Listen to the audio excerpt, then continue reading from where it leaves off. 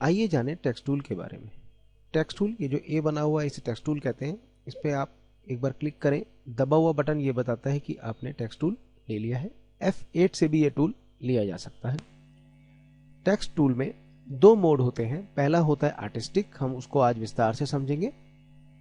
उसके लिए क्या है कि जब भी आप टेक्स्ट टूल ले लें और कहीं पर भी क्लिक कर लीजिए तो आपको ये कर्सर मिलेगा। अब आप टाइपिंग कर सकते हैं।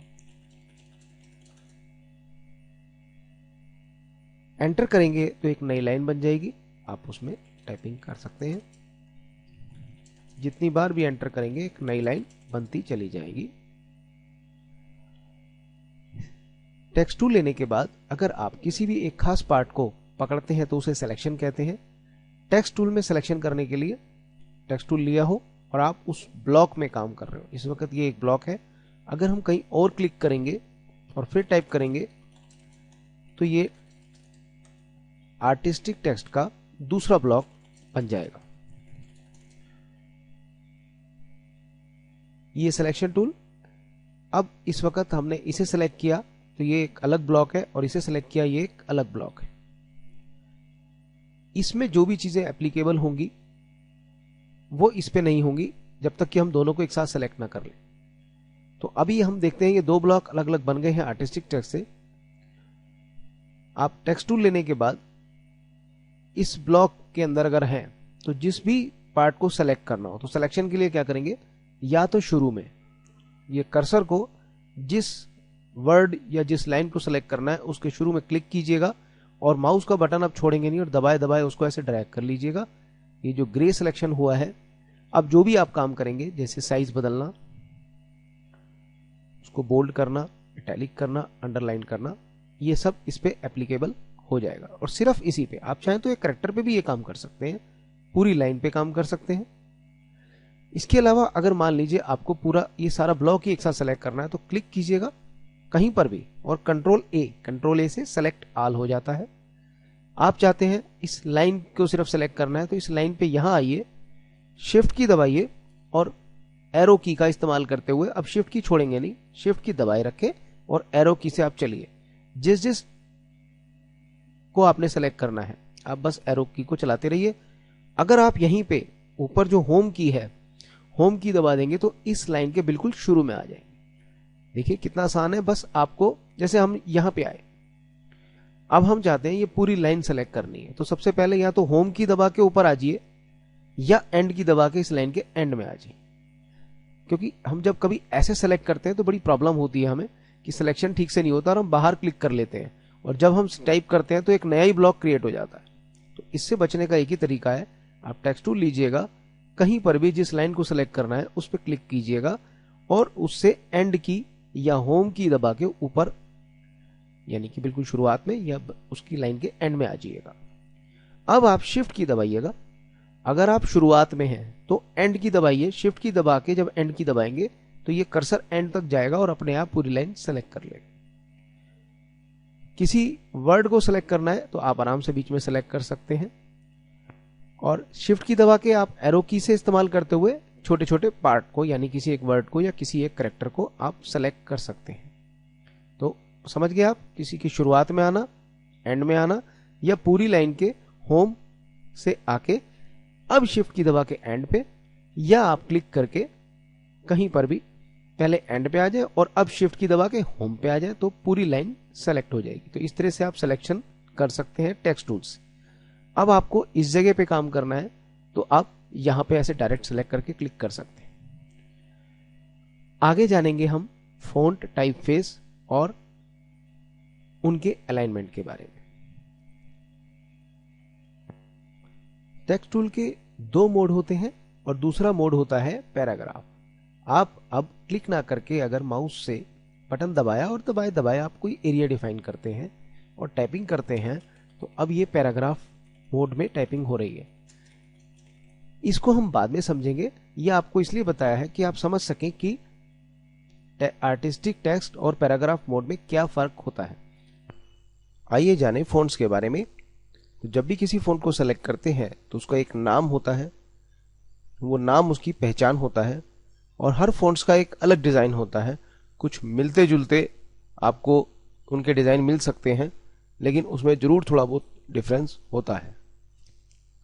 उस डिफरेंस की वजह से हम उनकी एक अलग पहचान समझ सकते हैं। जैसे कि ये ए है, इसका नाम है एरियल, और यहाँ इसके फ़ॉन्ट का नाम है स्विस 721 BT। इन दोनों में बिल्कुल पूरी तरह से समानता है, लेकिन अगर आप गौर करें तो थोड़ा सा ये जो फ़ॉन्ट है स्विस वाला वो इससे थोड़ा सा मोटा है, बहुत कम, और इसके ए के डिज़ाइन में थोड़ा सा फर्क है। इसी तरह से अगर हम इसको सेलेक्ट करते हैं तो ये टाइम्स रोमन है, और इसको सेलेक्ट करते हैं तो ये गैर अमाउंट है, और इनकी भी बनावट में थोड़ा थोड़ा फर्क है। हिंदी के फॉन्ट्स में भी आप देख लीजिएगा, ये कृतिदेव 10 है तो ये कृतिदेव 690 है। ये डिफरेंस ही एक नाम देता है, और उस नाम से हम उसकी पहचान कर पाते हैं। जैसे कि हम किसी आदमी को नाम से पहचानते हैं तो उसकी शक्ल से ही हमें वो याद रहता है। अब आती है इन्हें नापा कैसे जाए। हमारे पास कभी कभी ऐसा होता है कि हमें मैटर मिलता है, प्रिंटिंग मैटर मिलता है, और हम बिल्कुल उसके आसपास बनाना चाहते हैं। तो क्या कीजिएगा, स्केल लीजिएगा और स्केल से कैपिटल कैरेक्टर को, इंग्लिश में तो कैपिटल कैरेक्टर, और अगर स्मॉल है तो जैसे एच होता है, एच टाइप को ले लीजिएगा, और इस तरह के जो भी, जैसे के होता है, एल होता है, इस तरह के टाइप को आप हाइट वाइज पूरी नाप लीजिएगा। ये बिल्कुल कैपिटल लेटर के बराबर की ऊंचाई के होते हैं, तो हमने सिर्फ ऊंचाई नापनी है। छोटे लेटर से बिल्कुल ना नापें, उससे आपका साइज डिफर होगा। तो जब हम इस हाइट को नाप लेते हैं स्केल से और mm में नापिएगा, तो 1 mm अप्रोक्सीमेट 4 पॉइंट के बराबर होता है। यानी कि अगर आप इसको देखें 11.3 mm लगभग आ रहा है, तो हो सकता है आप इसे नापें तो 11 के लगभग आपको mm मिले, तो 11 गुणा 4 यानी 44 mm आपका 44 पॉइंट आपका ये फॉन्ट हो जाएगा। लगभग आप उसके आसपास पहुंच जाएंगे। ये इस वक्त 48 है, तो आप देखेंगे लगभग आप इसके आसपास पहुंच जाते हैं। हिंदी के फॉन्ट्स में कोई मात्रा नहीं, कोई नीचे की मात्रा नहीं, जो करेक्टर है, देखिए है जैसा करेक्टर नहीं, आपने सिंपल जैसे कन्ना है, जो मेन करेक्टर है बिल्कुल उसके आसपास नाप लीजिएगा। अब देखिए इसमें तो हा की डंडी बहुत बाहर निकल रही है, दा बिल्कुल ठीक आ रहा है, तो ऐसी हाइट के फॉन्ट को आप नाप लीजिएगा। और देखिए इसका जब आप देखेंगे तो 7.5 के लगभग आ रहा है, लेकिन स्केल में 7.5 नापते वक्त थोड़ा सा आपको लगेगा, या तो आप इसको 8 ले सकते हैं या आप इसको 7 ले सकते हैं। तो इसको जो कैलकुलेट करेंगे वो 5 पॉइंट से करेंगे। तो आप समझ गए होंगे, इंग्लिश में 4 पॉइंट और हिंदी में 5 पॉइंट। बहुत सिंपल है, और उसके बाद आपका जो अंदाजा है काफी हद तक सही बैठेगा, और टाइप आपको पता लग जाएगा कि जो आपके हाथ में जो डिजाइन है और कंप्यूटर पे जो आप बनाने वाले हैं उसका कैसे लगभग आपको साइज मिल जाए। अब सीखेंगे अंडरलाइन और बाकी इफेक्ट्स। किसी भी फॉन्ट को जब आप सेलेक्ट करते हैं, मेटा टाइप को सेलेक्ट करते हैं, तो आप यहां पे ए देख सकते हैं, या टेक्स्ट में जाके आप कैरेक्टर फॉर्मेटिंग में जा सकते हैं, या कंट्रोल टी कर सकते हैं, तो ये बॉक्स आपको मिलेगा। इसमें आपके पास है अंडरलाइन। कॉमन अंडरलाइन करते हैं तो सिंपल एक अंडरलाइन तो बन जाती है, लेकिन बहुत पतली होती है। आप चाहें तो ये लाइन मोटी कर सकते हैं। पहले समझेंगे अंडरलाइन। अंडरलाइन दो तरह का होता है। कॉमन अंडरलाइन में आपका सिंपल अंडरलाइन नीचे खींच जाती है, लेकिन अंडरलाइन में ही दो पार्ट हैं, single line, thin word. Word का मतलब है आप अगर देखें तो हर वर्ड के नीचे लाइन आ जाएगी, जो बीच का स्पेस है उसके नीचे लाइन नहीं आएगी। कॉमन अंडरलाइन में तो बिल्कुल सीधी लाइन आएगी और वर्ड के साथ ऐसे आएगी। इसी तरह से आप इसकी लाइन को मोटा भी कर सकते हैं। आप यहां जाइए, ये रेडीमेड है इसके, आप देखिए इसके इफेक्ट सामने नजर आ रहे हैं, डबल लाइन, मोटी लाइन। आप एडिट में जाके इनको अपने हिसाब से एडजस्ट भी कर सकते हैं। जैसे थिकनेस अगर आपने बढ़ानी है तो यहां से आप बढ़ा लीजिएगा और उसका रिजल्ट आप यहां देख सकते हैं। आप चाहते हैं base line shift, base line मतलब जो नीचे की लाइन है वो शिफ्ट कर दीजिए। कहां करनी है आपने? आप चाहते हैं ऐसे दूर हो जाए तो ये नंबर बढ़ा दीजिएगा, पास हो जाए तो ये नंबर ऐसे कर लीजिएगा। ज्यादा ऊपर करेंगे तो ये स्ट्राइक थ्रू यानी कटी हुई आ जाएगी। इस तरह से आप इसको एडिट भी कर सकते हैं। तो ये हुई अंडरलाइन की बात। इसी तरह से स्ट्राइक थ्रू है, स्ट्राइक थ्रू के भी यही पॉइंट बनते हैं। सिंगल थिन वर्ड बिल्कुल उसी तरह से काम कर रहा है। और इसके बाद आता है पोजीशन। पोजीशन से पहले एक चीज है अपर केस। आप किसी भी टाइप को जब सेलेक्ट करते हैं, चाहे वो लोअर में ही टाइप हो रहा हो, आप यहां पे आके उसके दो इफेक्ट डाल सकते हैं। एक तो होता है ऑल कैप्स, ये ऑल कैप्स है, सारी चीजें कैपिटल हो जाएंगी। लेकिन अगर आप स्मॉल कैप्स कर देते हैं तो स्मॉल कैप्स में क्या होता है कि जो आपका पहला कैरेक्टर आपने कैपिटल किया हुआ है वो तो उसी हाइट पे रहता है कैपिटल की हाइट में, पर जो लोअर वर्ड हैं वो लोअर तो रहते हैं और उसी हाइट के भी रहते हैं लेकिन सारे कैपिटल हो जाते हैं। तो ये इसका मतलब है स्मॉल कैप्स। पोजीशन, आप शेप टूल लीजिएगा और इस तरह से आप देखेंगे हर फॉन्ट के साथ आप शेप टूल लेने के बाद आपको ये छोटे छोटे नोड से नजर आएंगे। जिस भी नोड को आप सेलेक्ट कर लेंगे, सपोज हमने टी को सेलेक्ट किया तो हमारे को प्रॉपर्टी बार पे ये X2 जो ऊपर की तरफ लिखा है इसका मतलब है सुपरस्क्रिप्ट, ये लिखा भी आ रहा है नीचे, और इसका मतलब है सब स्क्रिप्ट। सब मैंने नीचे, सुपर मैंने ऊपर की तरफ। तो अगर हम इस पे क्लिक करेंगे तो ये सुपरस्क्रिप्ट बन जाता है। और अगर हम किसी भी कैरेक्टर को सेलेक्ट करके सबस्क्रिप्ट भी कर सकते हैं। इसी तरह से ऑल कैप्स और स्मॉल कैप्स भी हमें यहीं पे ही मिल सकते हैं। अब आती है शिफ्ट की बारी। जिस भी आप एक के साथ अगर ज्यादा नोड्स को सेलेक्ट करना चाहते हैं तो शिफ्ट की दबा लीजिएगा और जितने भी आपके ये सेलेक्ट हो रहे हैं ब्लैक पॉइंट, सिर्फ इन्हीं पे अब असर पड़ेगा। आपने कहा इनको शिफ्ट कर दीजिए, हॉरिजॉन्टल शिफ्ट। हॉरिजॉन्टल का मतलब देख रहे हैं एक्स, यानी कि आप लेफ्ट टू राइट जाएंगे, और वर्टिकल शिफ्ट का मतलब है आप ऊपर या नीचे जाएंगे। तो देखिए आपने इसको ऐसे बढ़ाया और ज्यादा कर दिया, ये बटन दबा के आप ज्यादा कर दीजिए, देखिए शिफ्ट हो रहा है। और यही शिफ्टिंग आप चाहें तो यहां से अब आपने सारे सेलेक्ट तो कर ही लिए, आप किसी भी अब नोड को पकड़िए और ये कॉमनली सारे के सारे नोड ऐसे एडिट हो जाएंगे, यानी ऊपर नीचे हो सकते हैं। इवन ऊपर नीचे आगे पीछे जैसे मर्जी आप प्लेस कर लीजिए। यहां पे एक ही बार में काम हो गया, जबकि आपको यहां पे अलग अलग काम करना पड़ेगा। रीडिंग इस काम आती है कि सपोज बिल्कुल इतना ही कैरेक्टर शिफ्ट इसका करना है तो ये रीडिंग ध्यान में रखिएगा और वही रीडिंग फीड कर दीजिएगा सेलेक्ट करके, और आपका वही इफेक्ट जो इस पे डाला है इस पे भी एप्लीकेबल हो जाएगा। तो इस तरह से आप एंगल, अब आती है एंगल की बात। किसी भी नोड को सेलेक्ट कीजिएगा, एंगल दे दीजिएगा। एंगल 0 से लेके 360 डिग्री के बीच में होता है, जैसे हमने इसको 67 दे दिया और एंटर कर दीजिए। तो देखिए ये इस तरह से अपनी जगह पे रोटेट हो गया। तो इस तरह से हमने अभी सीखा कि फॉन्ट्स पे कैसे काम होता है। अब बात आती है कि बोल्ड, इटैलिक जैसी कोई चीज करनी हो तो वो कैसे होगी। तो किसी भी फॉन्ट को आप सेलेक्ट कर लीजिए। जब आप सेलेक्ट करते हैं तो यहां से तो आप उसका नाम बदल सकते हैं। लिस्ट ले लीजिएगा, लिस्ट में डिजाइन आते हैं कि वो किस तरह से दिखाई देंगे, और आप उसको सेलेक्ट करके इस तरह से फॉन्ट बदल सकते हैं। यहां से आप साइज बदल सकते हैं। साइज चाहे तो आप खुद अपना भी टाइप कर सकते हैं, 200, 300, 500 जो चाहे आप कर सकते हैं। जैसे हमने यहाँ पे 45 कर दिया, तो ये इसी तरह से आप 45 ही नहीं, आप चाहे 45.23 जो वैल्यू आप देंगे वही एप्लीकेबल हो जाएगी। कुछ फॉन्ट के साथ आपको बोल्ड, इटैलिक नहीं मिलते, इसका मतलब यही है कि वो फॉन्ट पे ये फैसिलिटी अवेलेबल नहीं है। अब अगर आप देखें कि इसको हमने, इस पे भी देखिए बोल्ड, इटैलिक फैसिलिटी नहीं है, लेकिन एरियल अगर फॉन्ट लेते हैं हम तो इसमें हमें सारी फैसिलिटी मिल जाती है। तो बोल्ड करना है तो बोल्ड क्लिक कर दीजिए, अब बोल्ड भी हो गया, इटैलिक भी हो गया। आप चाहते हैं इटैलिक नहीं चाहिए, इटैलिक पे क्लिक कर दीजिए, इटैलिक छूट जाएगा। आप चाहते हैं बोल्ड भी ना हो, इस पे क्लिक कर दीजिए।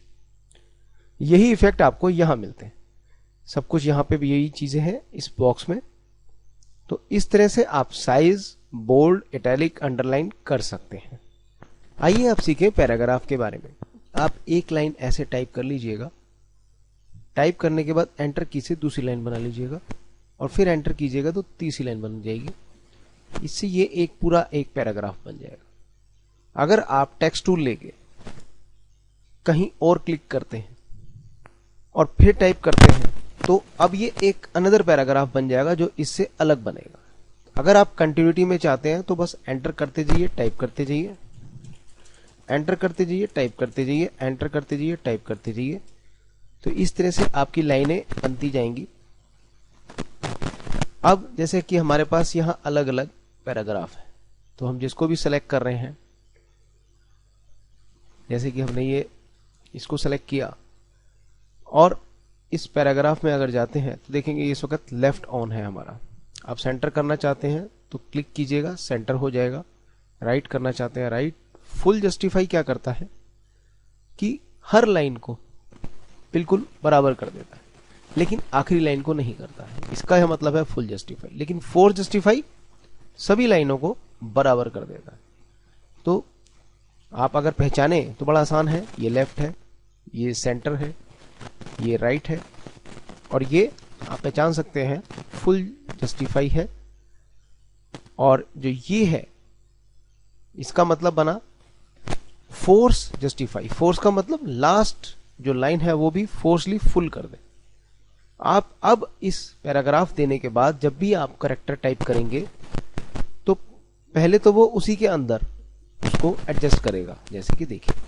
लेकिन अगर लाइन बहुत बड़ी हो जाएगी तो वो अपने एरिया को बढ़ा भी देगा। इसमें हम एरिया फिक्स नहीं रख सकते। जैसे जैसे एरिया यहाँ पे करेक्टर हमारे बढ़ने लगते हैं वो एरिया भी अपने आप बढ़ाने लगता है। अब टेक्स्ट टूल लेके अगर आप कहीं पर भी, ये नहीं कि पूरा आपने सेलेक्ट ही करना है, आप इस पूरे पैराग्राफ में कहीं पर भी बस क्लिक भर कर दीजिए, और जब भी आप इसका कोई भी अलाइनमेंट चेंज करना चाहते हैं करेंगे तो वो आसानी से हो जाएगा। बार बार इस तरह से पूरा सेलेक्ट करने की बिल्कुल जरूरत नहीं है।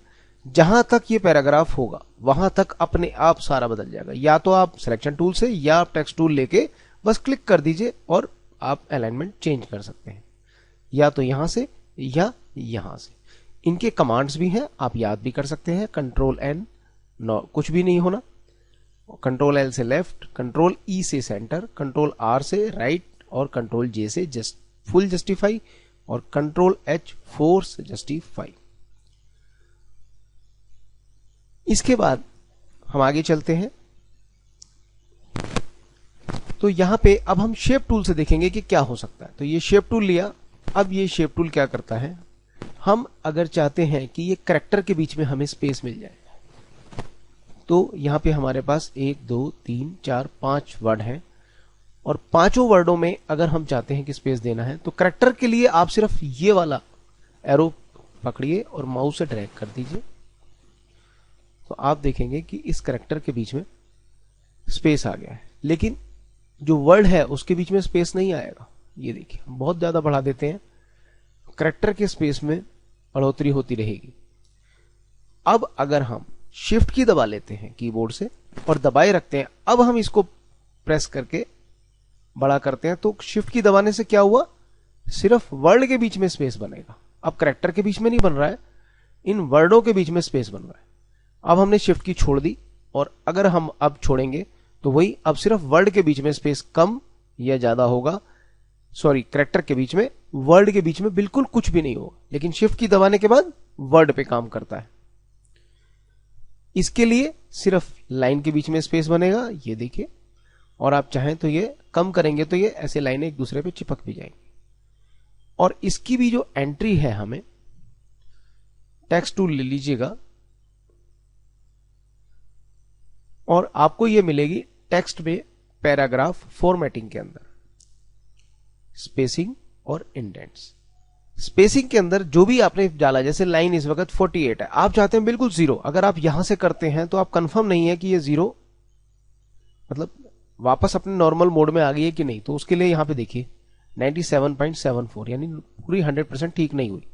आप यहां 100% कर दीजिए, एंटर कर दीजिए। अब ये परफेक्टली अपनी ओरिजिनल पोजीशन पे आ जाएगी। इसी तरह से करेक्टर, आपका कोई भी करेक्टर किसी तरह से भी आपने उसे बिगाड़ा हुआ है या एडजस्ट किया हुआ है, आप बस यहां पे उसको 0 कर दीजिए, एंटर कर दीजिए, वो अपने डिफॉल्ट पोजीशन पे आ जाएगा। वर्ड के लिए भी आप सेलेक्ट कीजिएगा। वर्ड के लिए आपको पूरा 100% करना होता है, 0 नहीं करते। ये देखिए, यहां टाइपिंग गलत हो गई, कोई बात नहीं, आप इसको सेलेक्ट करके 100 एंटर, ये देखिए। तो ये सब चीजें अपनी उसी पोजीशन पे अपने आप आ जाती है। अब सीखेंगे हम कंट्रोल के, यानी कि इस टाइप को हम ब्रेक कैसे कर सकते हैं। तो ये हमने सेलेक्ट किया और कंट्रोल के कर दिया, तो क्या होगा, अगर ये 3 लाइनें हैं तो पहले ये तीनों लाइनें टूट जाएंगी, यानी अलग अलग हो जाएंगी। कंट्रोल के करते हैं तो देखिए ये तीनों लाइनें अलग हो गई, 1 2 3, और सिलेक्शन टूल से मैं इन्हें कहीं पर भी ले आ सकता हूं। अब मैं अलाइनमेंट दूंगा तो कोई काम नहीं करेगा, क्योंकि ये सिंगल अलग हो गई लाइन, ये सारी लाइनें अलग अलग हो गई हैं। अब जो अलाइनमेंट होगा इनका सिर्फ सिंगल लाइन पे एप्लीकेबल होगा। जैसे कि हमने इसे सेंटर कर दिया, तो ये सेंटर तो हो गया, लेकिन कैसे? आप अब जब कोई टाइप करेंगे तो देखिए ये सेंटर पोजीशन से आप दोनों तरफ बढ़ेगा। इसकी अलाइनमेंट हमारी लेफ्ट ही है। आप देखिए इसमें जब मैं टाइप करूंगा तो ये लेफ्ट से अलाइन रहेगा और ये इधर की तरफ चलेगा। इसको मैंने राइट कर दिया। अब इससे क्या फायदा होगा कि जब भी मैं इसमें ऐड करूंगा कोई वर्ड तो ये इधर से अलाइन रहेगा और इधर की तरफ इसकी लाइनें चलेंगी। तो आपने देखा ये ब्रेक हो गया। कंट्रोल जेड से हम वापस आ जाते हैं। अब हमने इसे ब्रेक कर लिया। अगर अब हम सेलेक्ट करते हैं, ये सिंगल लाइन है, अब अगर कंट्रोल के करेंगे तो ये वर्ड टूट जाएंगे। जितने भी वर्ड हैं ये सब अलग अलग हो जाते हैं। कंट्रोल के, ये देखिए ये सारे वर्ड अलग हो गए, क्योंकि अब इसमें कोई लाइन तो है नहीं। तो स्टेप क्या है? अगर लाइन है तो पहले लाइन ब्रेक होंगी, लाइन नहीं है तो वर्ड ब्रेक होंगे, और अगर वर्ड नहीं है, जैसे कि ये एक सिंगल वर्ड है, अब सिंगल वर्ड को अगर कंट्रोल के कर देंगे तो करैक्टर अलग अलग हो जाएंगे। ये देखिए सारे करैक्टर अलग अलग हो गए। तो आपने समझा कंट्रोल के क्या होता है। अब देखिएगा इस सब का फायदा। पहले हम सीखेंगे इनमें कलर फिल कैसे करते हैं। तो किसी को भी सेलेक्ट कर लीजिएगा और माउस का फर्स्ट बटन यानी कि जो लेफ्ट वाला बटन है उसे आप क्लिक कर दीजिएगा। इससे क्या होगा, वो फिल हो जाएगा। अगर आउटलाइन का कलर डालना है आपने तो माउस का राइट बटन से जो भी कलर आपने डालना है उस पे जाके माउस का राइट बटन दबा दीजिए। अब आउटलाइन कलर बदल जाएगा। और अगर आपको आउटलाइन डालनी है तो यहां से आप कोई भी आउटलाइन डाल सकते हैं।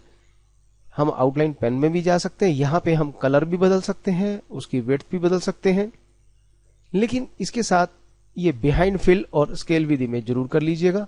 इससे यह फायदा होता है कि जब भी हम इस टाइप को छोटा या बड़ा करेंगे तो आउटलाइन प्रोपोर्शनल छोटी बड़ी हो जाएगी। कैसे, आइए देख लेते हैं। हम इसमें कलर फिल कर देते हैं, ये वाला ओके कर देते हैं। बिहाइंड फिल से आउटलाइन पीछे की तरफ बनेगी। जनरली आप जब भी कोई टाइप करते हैं और उसमें आउटलाइन देते हैं, जैसे कि हमने इसकी ये थिक लाइन दे दी, देखिए आउटलाइन जो बनी हमने इसकी रेड कर दी, तो आप देखेंगे काला रंग तो गायब ही होगा जो फिल है, क्योंकि आउटलाइन ऊपर से बन गई। अब अगर हम उसे आउटलाइन पेन में जाके बिहाइंड फिल भी कर देते हैं और स्केल विद इमेज भी ओके, आप देखिए वो हमें अपना जो डिजाइन साइज है वो दिखने लगा और जो आउटलाइन बनी है वो पीछे की तरफ बन गई। लेकिन अब क्या बात है, अगर आउटलाइन हमारी है 10 पॉइंट की तो हमें दिखेगी सिर्फ 5 पॉइंट, यानी इस वक्त इसका जो बॉर्डर है वो 5 पॉइंट का है, बाकी की 5 पॉइंट नीचे की तरफ चलेगी। इस तरह से आप फिल और आउटलाइन को करेंगे। अब देखिए स्केल विद इमेज से यह फायदा हुआ कि हम जब इसे छोटा करते हैं तो इसकी आउटलाइन पे कोई असर नहीं पड़ता, उस हिसाब से वो आउटलाइन भी छोटी होगी और हमारा डिजाइन बिल्कुल इसी का छोटा रूप बन के आएगा। पर अगर हम ये चीज नहीं करते हैं, स्केल विद इमेज ही नहीं करते हैं, तो देखिए क्या प्रॉब्लम हो जाती है। ये देखिए आउटलाइन की कितनी मोटी हो गई, क्योंकि इस वक्त आउटलाइन स्केल विद इमेज नहीं है। इसी तरह से हम ब्रेक करके डिजाइन बना सकते हैं। ये देखिए ये हमने किया, कंट्रोल के कर दिया और इसको हमने सबको एक साथ सेलेक्ट करके फिल येलो, आउटलाइन रेड और आउटलाइन F12 करके थोड़ी सी मोटी दे दी हमने, लेकिन बिहाइंड फिल और स्केल विद इमेज सब पे एक साथ कर दिया। अब हमने देखिए इसको ऐसे इसके ऊपर रखा, इसको ऐसे किया, इसको ऐसे किया, इसको ऐसे, और इस तरह से हमने अपने डिजाइन को नए रूप दे सकते हैं। ये सब एक साथ सेलेक्ट करके इसको पूरे को कॉपी कर लिया हमने। आप चाहें जो भी अलग अलग कलर दे सकते हैं। स्केल विद इमेज कर दिया है तो फायदा ये है, यही हेडिंग अगर हम छोटी कर देंगे तो इसका सब रूप बिगड़ेगा नहीं, जैसे कि हमने सीखा था।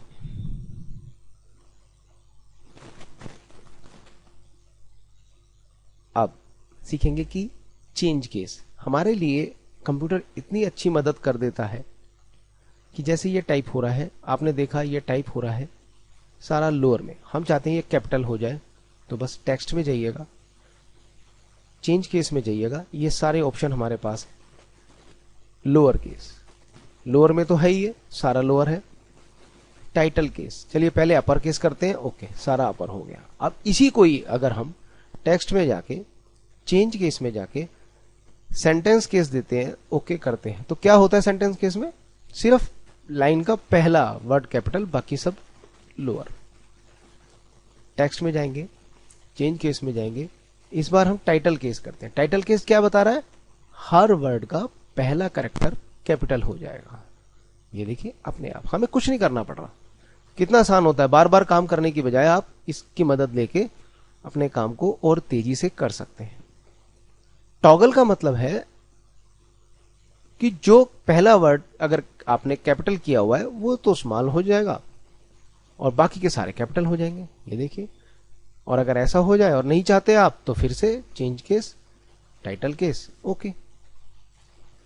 इस तरह से आप आर्टिस्टिक टेक्स्ट को समझ पाए होंगे। तो आप इसे समझिए और इसकी बार बार प्रैक्टिस कीजिएगा और स्पीड अप कीजिएगा।